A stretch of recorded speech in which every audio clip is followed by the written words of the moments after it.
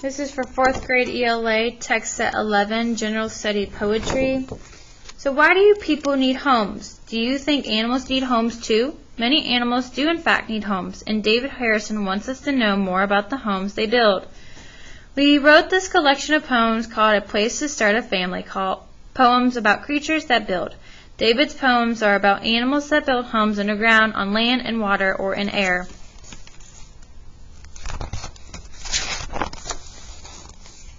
Creatures that build. For thousands of years, people have built shelters to live in and protect their families. We use wood, cloth, brick, concrete, steel, glass, and more to create safe and unique homes. Many animals are builders, too. They use materials they can find, such as dirt, leaves, grass, twigs, tree limbs, shells, fur, hair, clay, and sand. Some make their own building materials. Spiders spin their own threads. Stickleback fish make their own glue. Paper wasps make their own paper. Some animals live in their structures and some don't, and they all need a place to start a family. Turn the page to meet some of the nature's most interesting architects and learn how they build. Builders underground. Black-tailed prairie dogs. Young one kiss, play king of the kill, chirp and trill, voices shrill. Adults tunnel, towns below, somehow know where chambers go. They line the nursery with care, decide where to hide their lair. Mothers guard while babies sleep, stretch and creep, warm and deep. Star-nosed mole. You never know where I might hide. Secret tunnels lead outside, sometimes beneath a ledge or limb, sometimes I can even have to swim. I keep my baby safe and dry, but otherwise I don't deny I love it wet and full of bugs. Worms and beetles, grubs and slugs. It's even better in the bogs, crunching fish and munching frogs. Don't have to see to find my share. It's my nose that gets me there.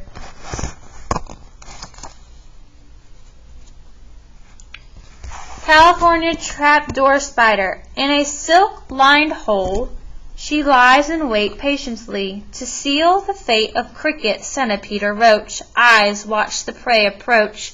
She lifts the door, leaps and zap another victim down the trap. And in the dark, without a sound, her hungry babies gather around. Alright, builders on land. King cobra. Twisting and coiling, you use your own body and magically manage with no arms or legs to craft a tight cover from layers and layers of leaves you have carried to protect your eggs. No other serpent can master this test. No other serpent can fashion a nest. Termite. The queen is busy laying eggs. It's what she does the best. Soldiers prowl the darkened halls as they protect the nests. Of all the termite jobs to do, workers do the rest. Workers look for woody food. It's a job that they'll do the best, and they groom the colony to keep a tidy nest. Queens lay and soldiers guard. Workers do the rest. Workers tunnel in the earth because they do it best, and no one builds a better fortress high above the nest. Queens lay and soldiers guard, workers do the rest. Yellow garden spider. You throw a line of silken thread and let it flutter where it will. To catch on limb or windowsill, they use your ancient weaver skill to make it hold you when you tread. Back and forth you bridge the gap, spinning out the thread, so crafting in the dark you go. Putting on your magic show, creating your artistic trap. Now to build your strength you wait till a fragile moth or careless fly has bad luck to a blunder by, so you can greet it eye to eye and at your leisure seal its fate. And when the tiny eggs you guard hatch a baby spider's must, spiderlings the size of dust sail away or on gentle gusts decorate another yard. Builders in water. 3-spined stickleback fish. Miss Stickleback, see my nest, see it's better than the rest, see the tunnel, see the mound, see I made it nice and round. The best nest that's ever been, please, Mrs. Stickleback, swim in. Beaver. My fortress walls are strong and thick, with tree limbs cut by gnawing teeth. I fashion chambers stick by stick to keep my babies safe beneath. My sturdy dam creates a lake, so when my enemies arrive, I hit the water wide awake, sound a warning slap, and dive. White spotted pufferfish.